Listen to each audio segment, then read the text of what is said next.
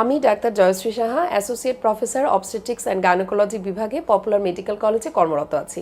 Conceive করার জন্য আসলে অনেক কাপলই এটা জানে, আবার অনেকে জানে না। সেটা হচ্ছে যে মেয়েদের যাদের নিয়মিত মাসিক হয় তাদের জন্য আসলে মাসের মাঝের সময়টা, অর্থাৎ আমরা সাধারণত বলি মাসিকের 10 থেকে 20তম দিন, এটা হলো গর্ভধারণের জন্য উপযুক্ত সময়। কারণ এই সময়টাতে মেয়েদের ওভুলেশন বা ডিম ফুটে থাকে। এই সময়টায় একসাথে থাকলে আসলে স্বামী স্ত্রী প্রেগনেন্সি হওয়ার সুযোগটা বাড়ে। অনেকে এই সময়টা সম্পর্কে খুব সচেতন না।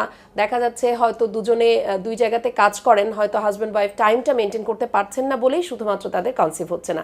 তাদের জন্য আমার পরামর্শ হলো, যদি এই টাইমটুকু আপনারা মেনটেন করতে পারেন তাহলেও কিন্তু অনেক ক্ষেত্রেই সমস্যার সমাধান করা সম্ভব। মেয়েদের গর্ভধারণটা দেরি হয়ে যায় বা বন্ধ্যাত্ব নিয়ে অনেকেই আমাদের কাছে চলে আসেন।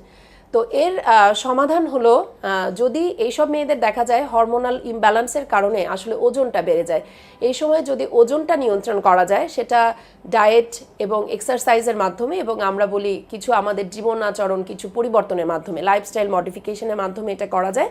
ওজন কিছু কমাতে পারলেই কিন্তু অনেক ক্ষেত্রে সমস্যার সমাধান হয়ে যায়, অর্থাৎ মাসিকটা নিয়মিত চলে আসে, তখন মেয়েদের কনসিভ করতেও ইজি হয়।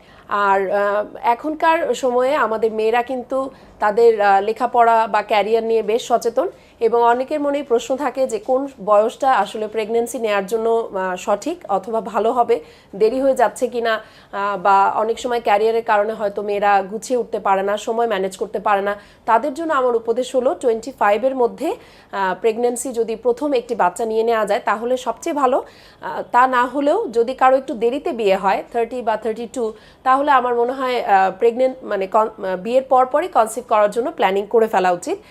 আর 35-এর মধ্যে যদি ফ্যামিলি কমপ্লিট করা যায় তাহলেই সবচেয়ে ভালো হয়। ধন্যবাদ।